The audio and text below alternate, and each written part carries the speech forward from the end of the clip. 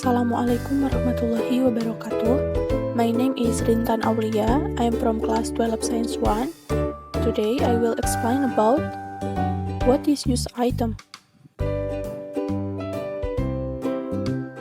What is the social function of news item? What are the generic structures of news item? And then, what are the language features of news item? Okay, now I would like to tell you what news item is.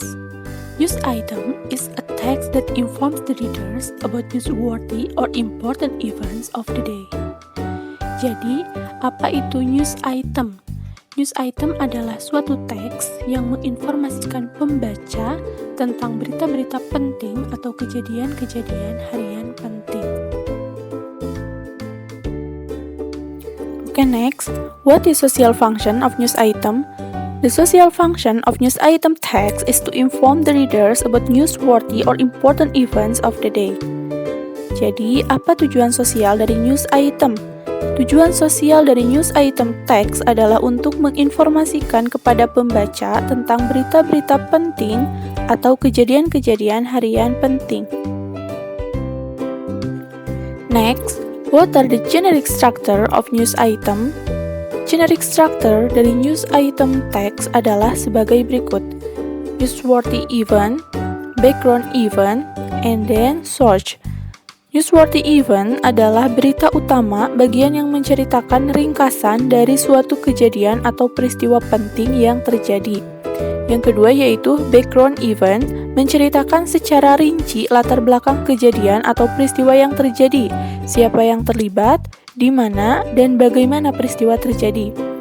Yang ketiga yaitu source, bagian terakhir dari struktur news item merupakan sumber berita, bisa berupa pernyataan narasumber, komentar saksi, pendapat para ahli, atau pernyataan dari pihak terkait dari suatu peristiwa.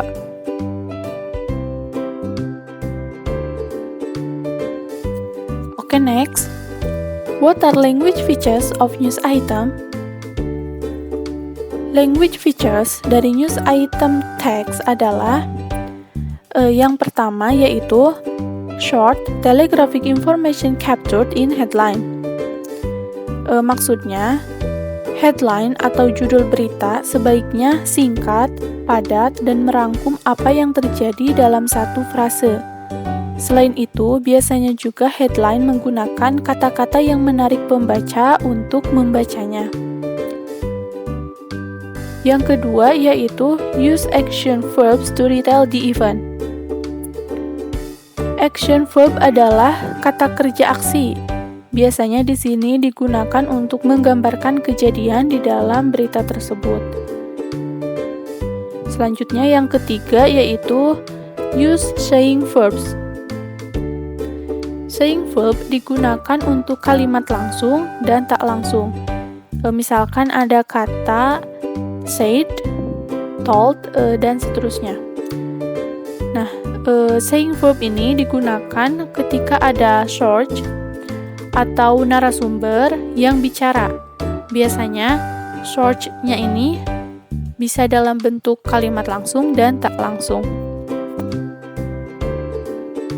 Setelah belajar karakteristiknya, kita akan melihat contoh teks news item. Nah, ini adalah contoh berita.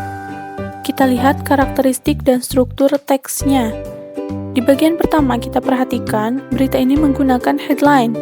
Judulnya adalah 7 Killed in Accident on Jalan Sutan.